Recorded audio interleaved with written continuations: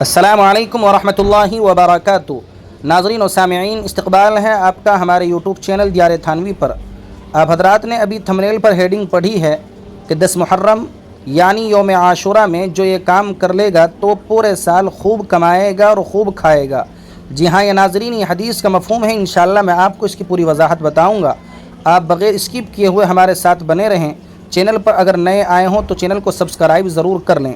جی ہاں ناظرین، وہ کام کہ جو آدمی 10 محرم میں کرے گا تو انشاءاللہ اس کے یہاں اتنی برکت ہوگی، خوب کمائے گا، وہ خوب کھائے گا۔ وہ یہ ہے کہ عاشورہ کے دن اپنے اہل و عیال پر کھانے پینے یا کسی بھی اعتبار سے وسعت کرنا اس کی خاص فضیلت وارد ہے۔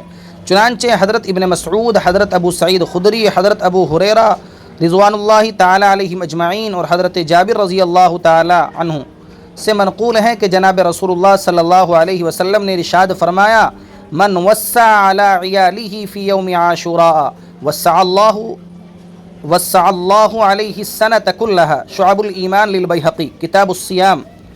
جو شخص عاشورہ کے دن اپنے گھر والوں پر خرچ کرنے میں وسعت و فراخی کرے گا، اللہ تعالیٰ پورا سال اس پر رزق میں وسعت فرمائے گا۔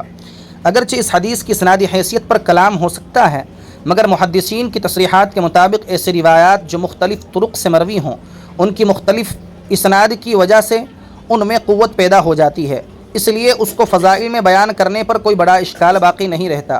امام بیہقی رحمہ اللہ اس مضمون کی روایات ذکر کرنے کے بعد فرماتے ہیں: هذه الاسانید وان كانت ضعیفة فهي اذا ضم بعضها الى بعض اخذت قوة واللہ اعلم۔ یعنی اگرچہ ان روایات کی سندوں میں ضعف ہے، لیکن ان میں مجموعی طور پر اتنی بات ضرور پائی جاتی ہے کہ ان اسانید کو ملا لیا جائے تو قوت کی شکل بن جاتی ہے۔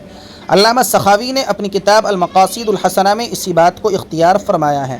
بہرحال یہ حدیث بڑی اہمیت کے حامل ہے۔ ہم سبھوں کو یہ چاہیے کہ ہم اپنی فیملی کے اوپر 10 محرم یعنی یوم عاشورہ میں زیادہ سے زیادہ خرچ کریں اور اپنی وسعت سے زیادہ تھوڑا خرچ کر لیں۔ کسی کو کوئی شیرنی منگا کر کے کھلا دے، کوئی دعوت کا انتظام کر لیں، کوئی اپنے بچوں کو پیسے دے دیں، تو انشاءاللہ آپ کے اس عمل کی وجہ سے پورے سال آپ کے گھر کے اندر خیر و برکت، آپ کے کام میں خیر و برکت نازل ہوتی رہے گی۔